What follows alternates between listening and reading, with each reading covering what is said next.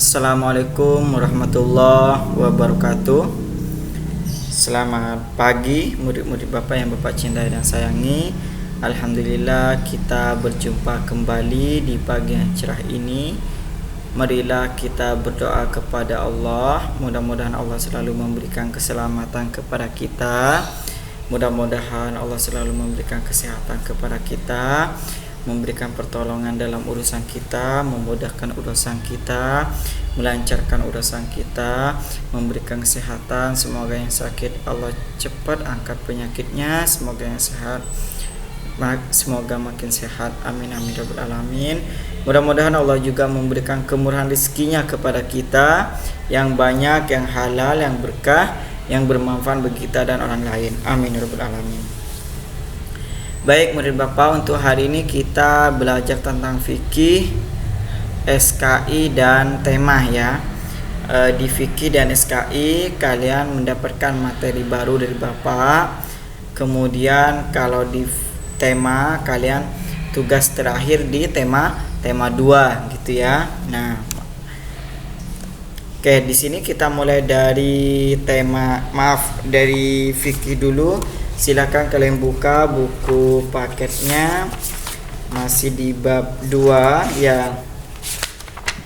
Di bab 2 itu kita sudah masuk di halaman 25, itu cara mengqashar sholat gitu ya, atau cara mengerjakan sholat qashar gitu ya.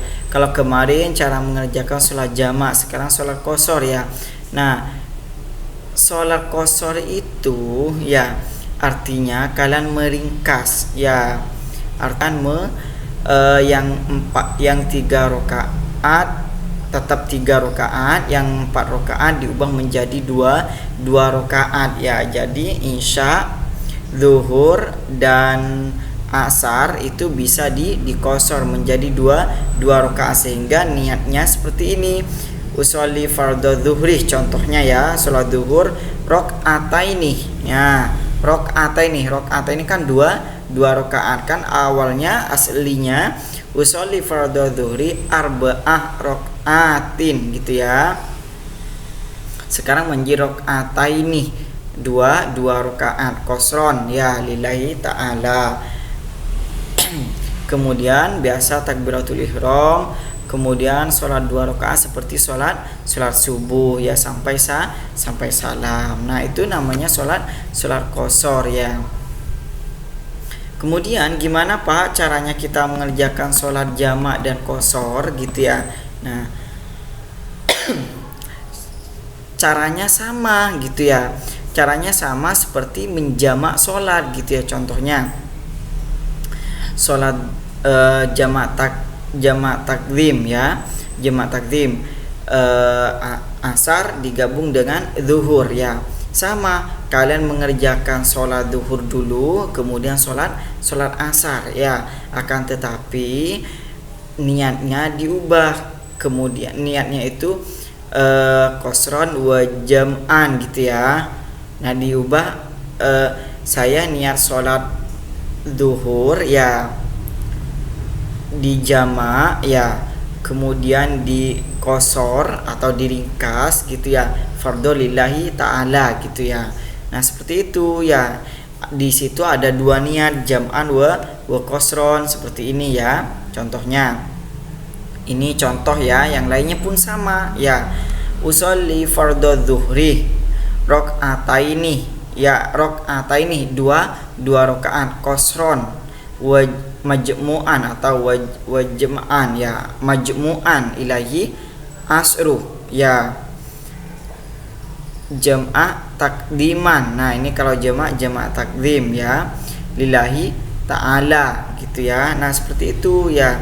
Saya niat sholat zuhur 2 rakaat diringkas, kemudian dijamak terhadap sholat asar gitu ya, jamak takdim lillahi ta'ala gitu. Nah, sama ya, cuman kalian ditambahkan rakaataini qashron wa majmu'an gitu aja ya, ditambah itu ya.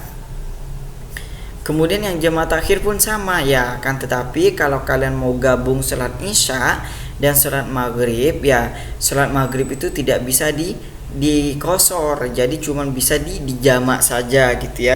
Kalau sholat maghrib tidak boleh menggunakan kosron ya, tidak boleh, karena maghrib itu tidak bisa dikosor, hanya majmu'an, dijamak, digabung gitu ya. Nah itu untuk sholat jamak dan kosor. Pak, ini banyak Pak, ini gimana caranya? Nah, caranya kalian hanya kuncinya kalian harus paham di jamak dan kosor pada dasarnya ya.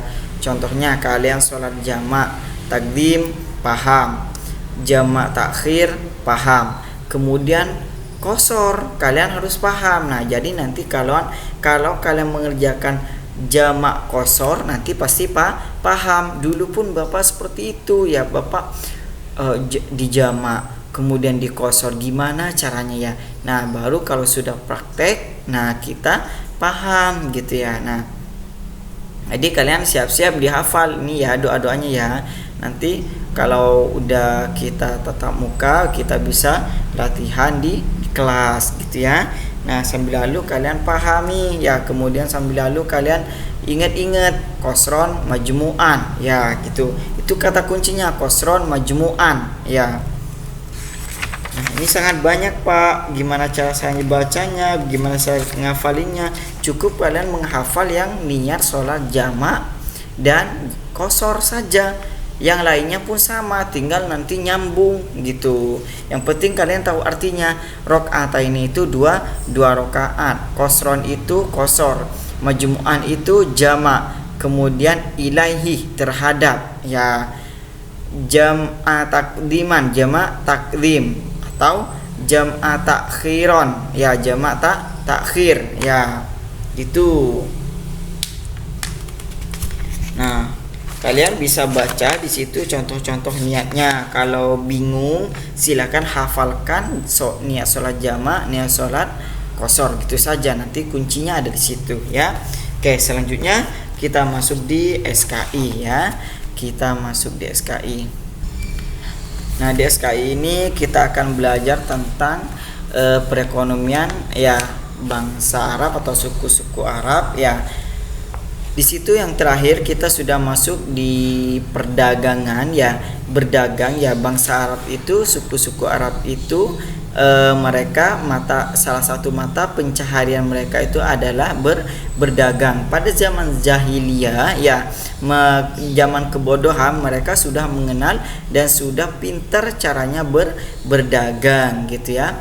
Nah kemudian mereka berdagang itu ke tempat yang jauh sekali gitu ya.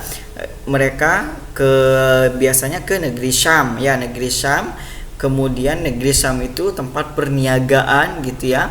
Kemudian Yaman, Persia, Habsyi dan Mesir. Nih salah satu negeri-negeri yang menurut bangsa Arab itu berpengaruh terhadap hasil ekonomi mereka ya. Mereka ke sana itu melewati padang pasir yang sangat luas, gersang, panas sekali gitu ya. Kemudian mereka itu ke sana itu dengan berjalan kaki ya.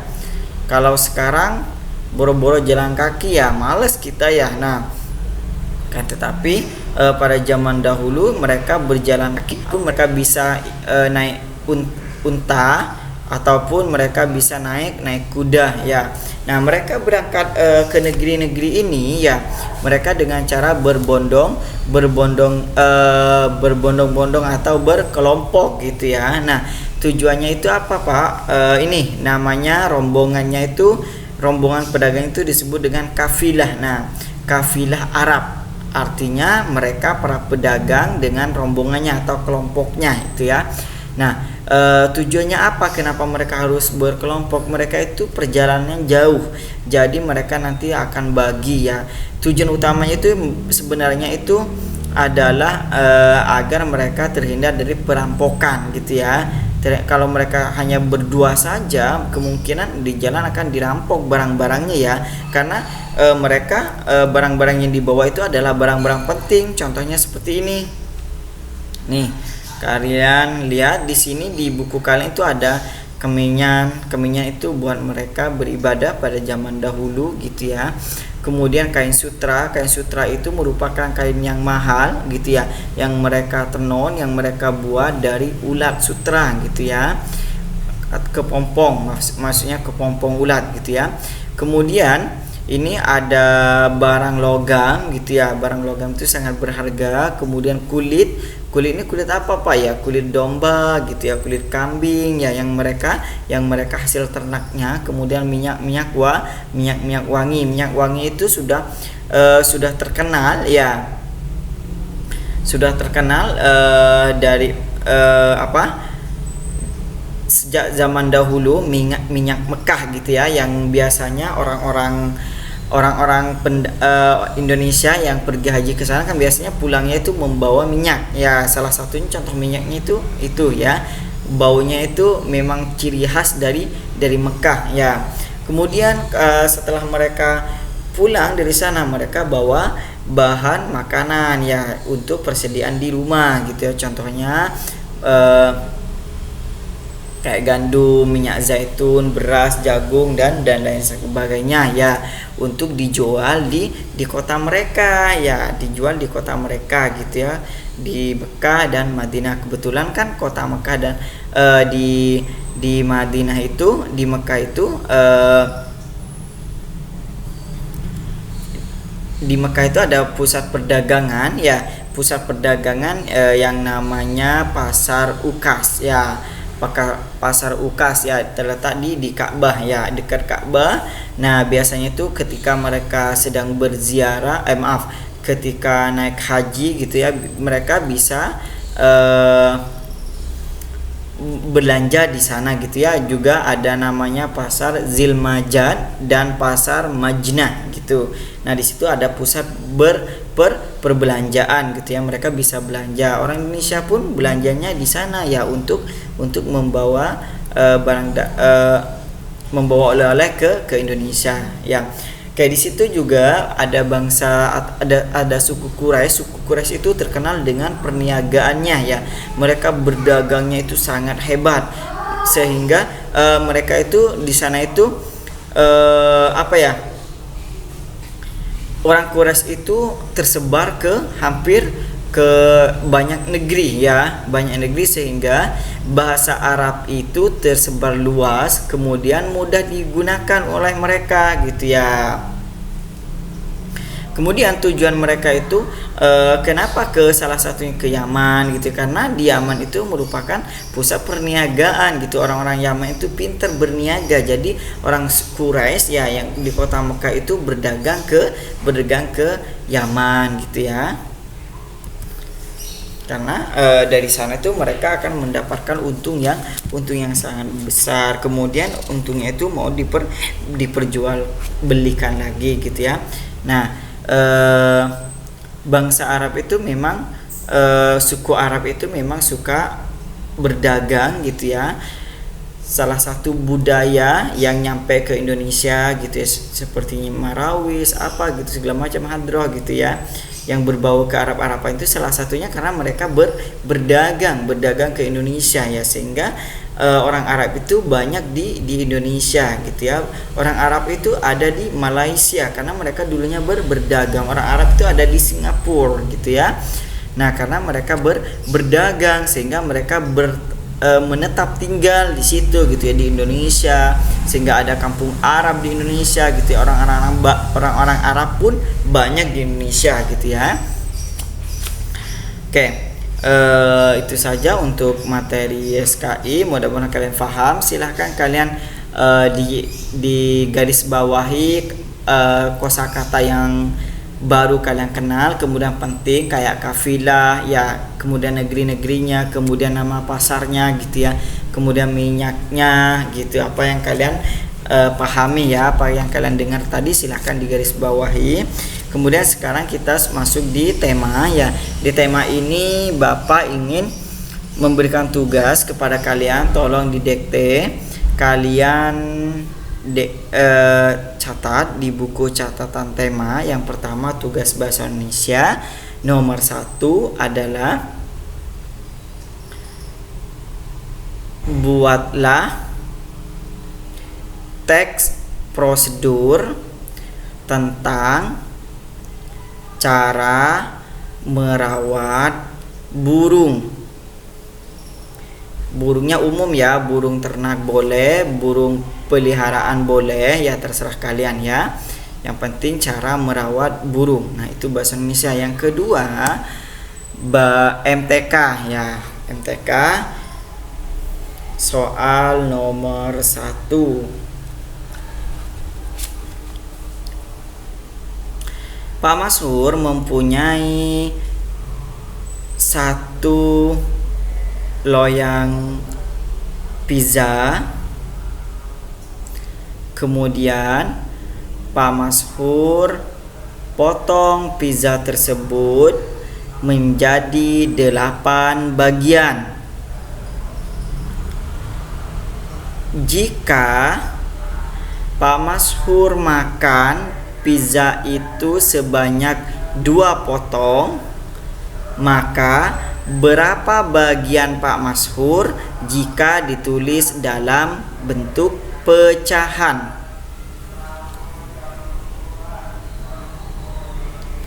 Oke, yang nomor 2, Pak Mashur mempunyai 2 loyang kue bolu.